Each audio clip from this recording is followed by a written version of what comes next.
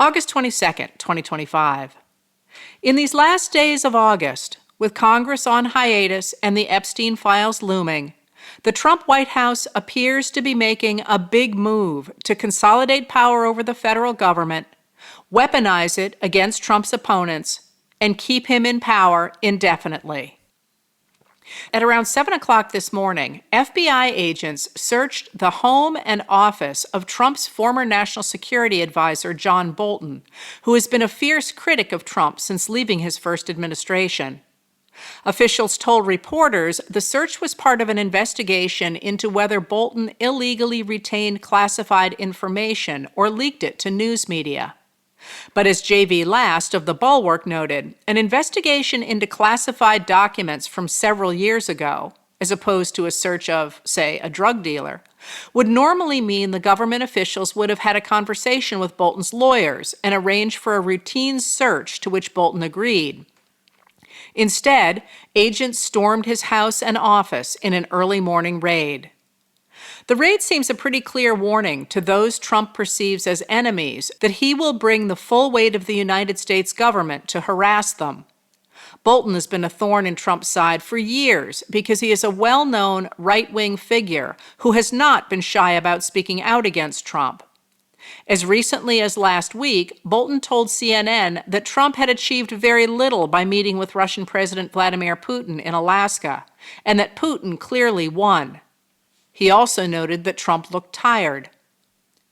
Earlier this month, when ABC's Jonathan Karl asked Bolton if he was worried Trump would come after him as part of the president's retribution campaign being waged through the FBI and the Department of Justice, Bolton pointed out that Trump had already come after him by removing his Secret Service protection despite specific Iranian threats against his life. Bolton added, "I think it's a retribution presidency."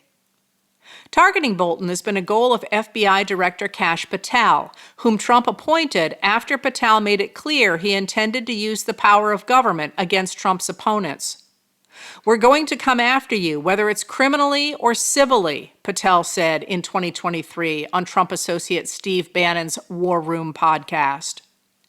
Indeed, Trump loyalist Attorney General Pam Bondi has launched criminal investigations into Senator Adam Schiff, a Democrat of California, who led the House Intelligence Committee that broke the story of Trump's phone call to Ukraine President Volodymyr Zelensky, asking him to smear Trump's 2020 political opponent Joe Biden, New York Attorney General Letitia James, who successfully sued Trump and the Trump Organization for fraud, and now Federal Reserve Governor Lisa Cook, who suggested on August 6th that the revision of the last few months' jobs numbers might signal a turning point in the economy.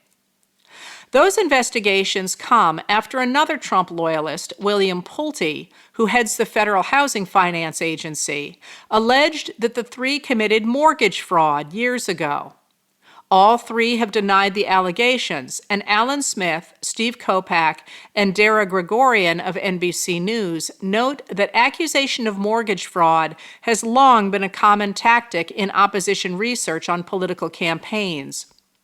James's lawyer, Abby Lowell, pointed out that the administration does not appear to be investigating Trump loyalist Ken Paxton, the Texas Attorney General who, divorce filings released this July show, claimed 3 different properties as his primary residence, thus securing lower interest mortgages on them.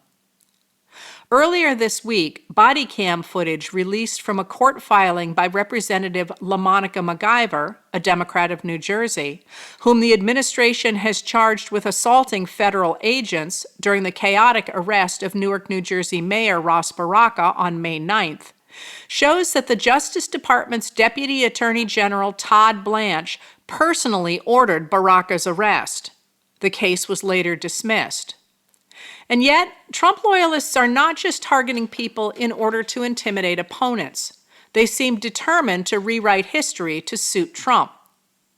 In July, the Department of Justice launched investigations of former FBI Director James Comey and former CIA Director John Brennan, alleging they had made false statements to Congress about the investigation into the attempt by Russian operatives to help Trump's 2016 candidacy. After all these years, Trump continues to come back to the scandal that he calls Russia, Russia, Russia. Yesterday, Russia bombed a U.S. factory in Ukraine, wounding at least 15 people. And today, Russian officials made it clear they would not even entertain the idea of a bilateral summit with Ukraine Trump called for.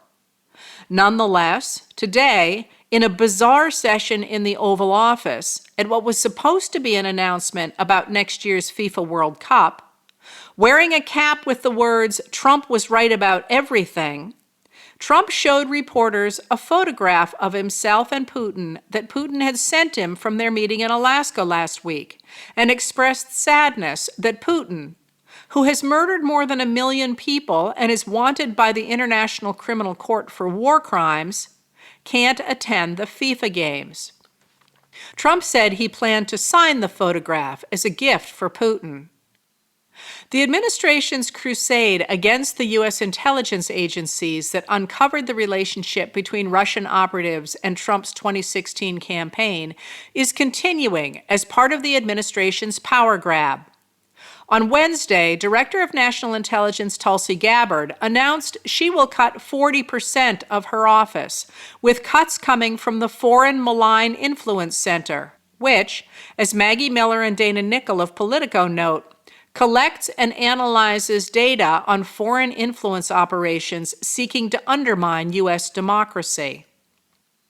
Today, Pete Hegseth fired the director of the Defense Intelligence Agency, U.S. Air Force Lieutenant General Jeffrey Cruz.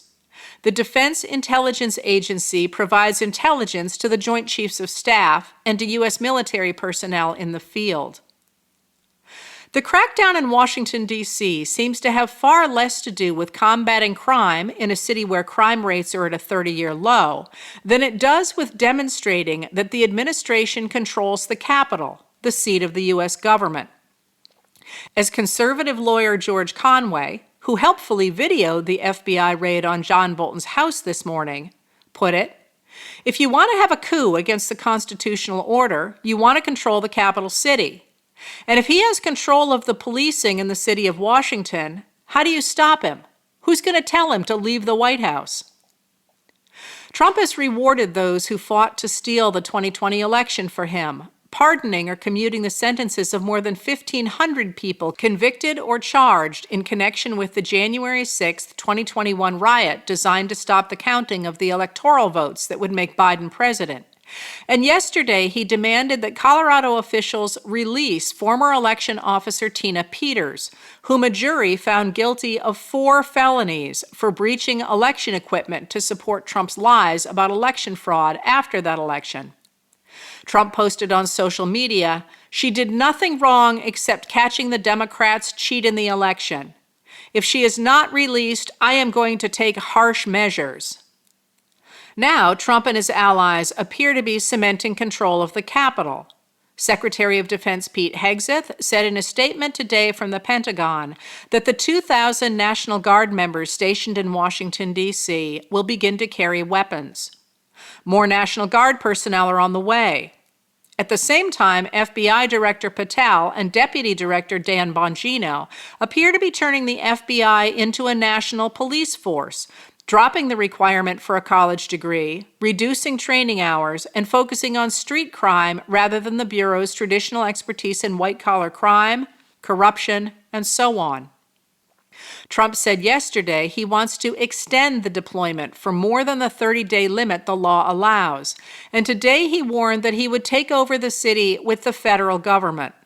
Today, in the Oval Office, Trump told reporters that his administration would invade Chicago, which he called a mess, next. He said that African American ladies, beautiful ladies, are saying, "Please, President Trump, come to Chicago, please." On August 18th, Democracy Docket's Mark Elias warned that Trump is stationing the military and other law enforcement personnel in blue areas, so when the time comes, he can pivot their mission to suppressing voting rights and undermining free and fair elections. On Tuesday, Trump ally Steve Bannon said on his webcast War Room, They're petrified over at MSNBC and CNN that, hey, since we're taking control of the cities, there's going to be ICE officers near polling places. You damn right. Last March, scholar of authoritarianism Timothy Snyder wrote that those who fantasize about a strong man make the terrible mistake of thinking that a strong man will be your strong man. He won't, Snyder wrote. In a democracy, elected representatives listen to constituents. We take this for granted and imagine that a dictator would owe us something. But he doesn't, Snyder explains. Your support makes you irrelevant. Those who supported Trump from a belief that he would protect American business from state interference received yet another example of Snyder's point today when Trump boasted that the government has taken a 10% stake in Intel, which builds semiconductors and chips. Trump says he intends to take similar stakes in other companies.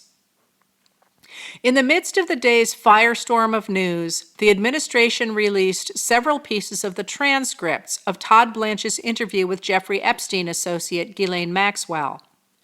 In them, she is recorded as saying, among other things, "As far as I'm concerned, President Trump was always very cordial and very kind to me. And I just want to say that I admire his extraordinary achievement in becoming the president now. And I like him, and I've always liked him." Trump apologist, lawyer Jonathan Turley, suggested the Maxwell interviews would lay the story of the Epstein files to rest. But the interviews were always a distraction from the Epstein files themselves. Prosecutors at the Department of Justice itself called Maxwell a serial liar. And as Erica Orden, Josh Gerstein, and Kyle Cheney of Politico note, she is now angling for a pardon after her conviction on sex trafficking charges. In Illinois today, Chicago Mayor Brandon Johnson called Trump's threat to take over the city an illegal abuse of power. On X, Illinois Governor J.B. Pritzker posted, "Things people are begging for. 1. Cheaper groceries. 2. No Medicaid and SNAP cuts. 3. Release of the Epstein files." He added, "Things people are not begging for? An authoritarian power grab of major cities." Letters from an American was written and read by Heather Cox Richardson. It was produced at Soundscape Productions, Dedham, Massachusetts. Recorded with music composed by Michael Moss.